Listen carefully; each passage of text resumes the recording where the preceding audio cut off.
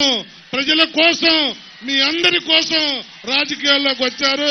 ఆయన్ని మమ్మల్ని ఆశీర్వదించిన నా మీద వారు పెట్టుకున్న నమ్మకాన్ని మీరు వమ్ము చేయకుండా నన్ను ఆశీర్వదించమని చెప్పి కోరుకుంటూ సీఎం రమేష్ గారిని మాట్లాడవలసిందిగా కోరుతాం.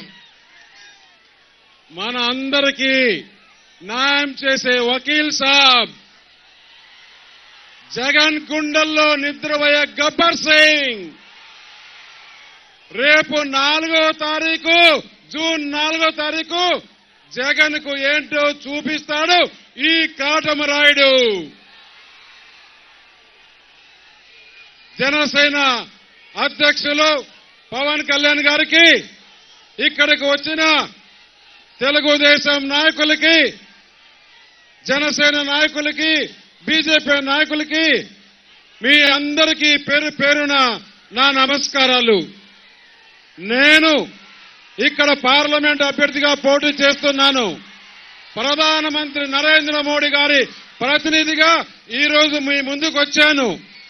ఈ సీటు ఇక్కడ పార్లమెంట్ అభ్యర్థిగా నేను వచ్చానంటే అది పవన్ కళ్యాణ్ గారి దయ అని మీకు అందరికీ తెలియజేస్తున్నా. ఆయన ఆశీర్వాదంతో, అలాగే చంద్రబాబు నాయుడు గారి ఆశీర్వాదంతో నేను మీ ముందుకు వచ్చాను. నేను ఒకటే చెప్తున్నా, ఇక్కడ యువత ఎక్కువ ఉంది, పరిశ్రమలు ఇంకా రావాలి, యువతకు ఉద్యోగ అవకాశాలు కావాలి. ఒక్క అవకాశం ఇవ్వండి, ఈ అనకాపల్లి పార్లమెంట్ నియోజకవర్గం ఏ విధంగా డెవలప్మెంట్ చేస్తానో చేసి చూపిస్తానని తెలియజేస్తూ ఇంకొక విషయం మీకు చెప్పాలి. పవన్ కళ్యాణ్ గారు 2 సంవత్సరాలుగా వ్యతిరేక ఓటు చీలనివ్వను, నేను కూటమి కడతానని చెప్తే ఈ రోజు ఆయన ఈ కూటమి వచ్చిందంటే ఆయన వల్లే వచ్చిందని గర్వంగా మీ ముందు చెప్తున్నాను. దానికి ఆయన చేసిన త్యాగానికి మేమందరం ముందుండి మీకు న్యాయం చేస్తాను.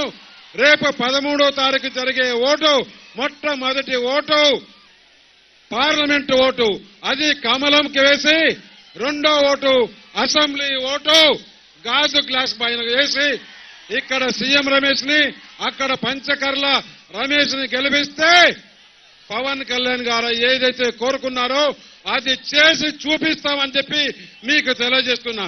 జై శ్రీరామ్, జై జై శ్రీరామ్.